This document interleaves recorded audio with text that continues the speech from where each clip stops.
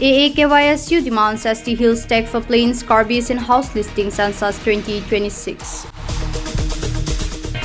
The All Assam Karbi Youth and Students Union from the Biswanath, Kamrup, Morigaon, Hojai, Nagaon, Golaghat, Lakhimpur and Kachar district committees has submitted a memorandum to the respective district commissioners.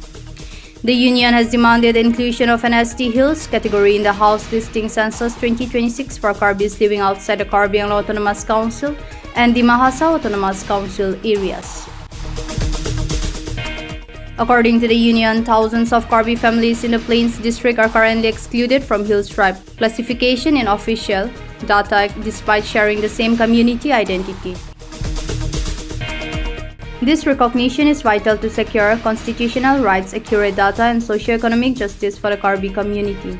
The union members stated they added that without separate enumeration for Plains Karbis, welfare schemes, political representation, and development planning will continue to overlook a significant section of the community.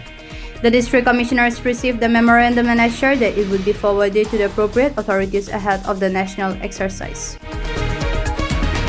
News Desk Report, Northeast Karbi Live.